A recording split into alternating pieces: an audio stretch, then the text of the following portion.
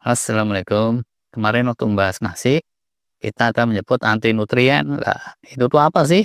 Buat beberapa penonton ini bisa kerasa kayak istilah baru, tapi sebenarnya nggak baru-baru amat. Jadi, bisa dibilang ya anti nutrien itu biang kerok yang menghambat penyerapan nutrisi, khususnya mikronutrien berupa vitamin mineral. Beneran, ini kalau kita kebanyakan ke asup makanan yang berefek anti nutrien, udah capek-capek makan suplemen gitu, mahal-mahal beli vitamin D3K2, suplemen magnesium, zinc, dan seterusnya, itu suplemen cuma lewat doang. Halo, nggak akan keserap oleh tubuh kita. Kalau pakar bilang anti nutrien, salah satu yang sering dimaksud antara lain itu asam fitat atau phytic acid atau dikenal juga sebagai neoinoestol hexakis fosfat gitu ya. Yang adanya itu di grain, whole grains gandum, beras nasi, dan sebangsanya itu, terus pebijian, kekacangan, atau benih-benihan seeds kayak gitu. Atau dengan kata lain, itu adanya di sumber-sumber karbo yang sehari-hari diandalkan sebagai makanan pokok, staple food masyarakat modern secara mayoritasnya. Nah, sebenarnya asam fitat ini bukan nggak ada manfaat sama sekali. Asli-aslinya dia itu merupakan bentuk penyimpanan fosfor yang utama di sejumlah tumbuhan. Kalau kita makan, dia punya efek antioksidan, anti kanker juga. Oke lah itu ya untuk tubuh kita, sepanjang kita makannya secukupnya aja, dikit-dikit aja sebatas takaran. Masalahnya, di zaman kemakmuran itu banyak orang makan karbo-karboan, nggak kira-kira porsinya.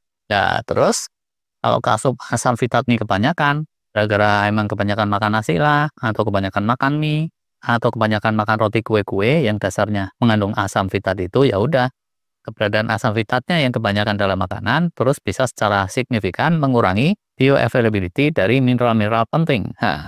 Semoga ini reportasenya nggak salah nih ya. Si asam fitat ini punya daya ikat yang kuat terhadap berbagai mineral nih, khususnya yang sering disebut oleh pakar tuh ya, zat besi, zinc atau seng, kalsium, magnesium, mangan, potasium atau kalium, kayak gitulah sekitar itu.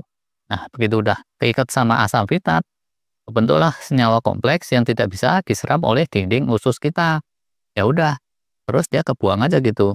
Dan orangnya malah jadi defisiensi. Defisiensi mineral, terus kalian mengalami demokratisasi. Widih, demokratisasinya enggak ding ya. Sorry.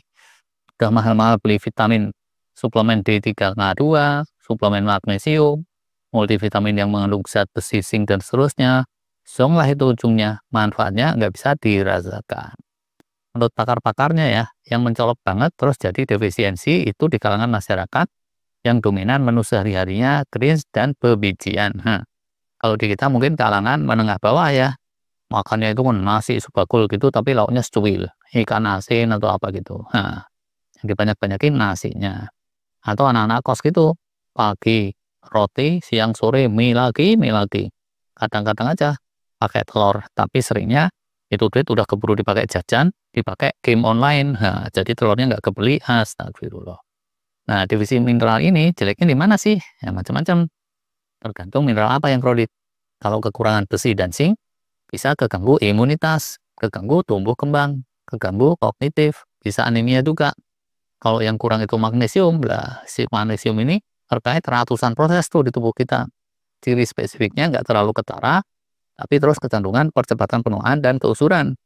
Terus kalau kurangnya potasium alias kalium, itu bisa ke gangguan hipertensi yang nggak spesifik, bisa ke sirkulasi ini dan itu, banyak sangkutannya karena dia itu pengimbangnya garam alias natrium atau sodium. Terusnya lagi, kenapa dibilang anti nutrien? Selain meredam penyerapan mineral karena dia bersenyawa dengan tadi itu, asam fitat ini menghambat efektivitas enzim-enzim pencernaan, seperti amilase pengolah karbo, tripsin, pepsin, dan seterusnya yang terkait pengelolaan protein alias biomaterial. Nah, kalau asupan biomaterial kita mecen, sama juga tuh. Healing bakalan jadi slow juga. Ujungnya percepatan keusuran dan percepatan penuaan. Nah, untuk meredam dampak buruk dari asam fitat si anti nutrien ini, di luar sana ada yang menawarkan beberapa cara, beberapa metode. Bisa misalnya itu makanan direndam dulu ya, si karbo atau dibekuin di freezer dulu. Terus kalau bebijian itu dibiarkan numbuh perkecam bahannya. Ada juga yang terus disuruhnya itu difermentasi dengan bantuan ragi tertentu gitu. nasi, ketan, singkong berubah jadi tape, nah itu juga lumayan, dan seterusnya. Ini sekedar contoh. Bisa di-googling lagi lah metode-metode lain, gimana caranya mengurangi kandungan si anti nutrien di makanan kita.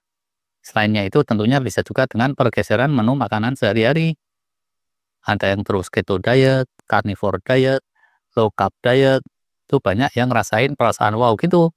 Antara lain ya, kata para peneliti anti nutrien, salah satunya karena asupan anti nutriennya jauh menurun, sehingga pengasupan mineral-mineral bisa lebih mantul samintul-mintul. Widih. Kalau yang vegan terus gimana tuh ya?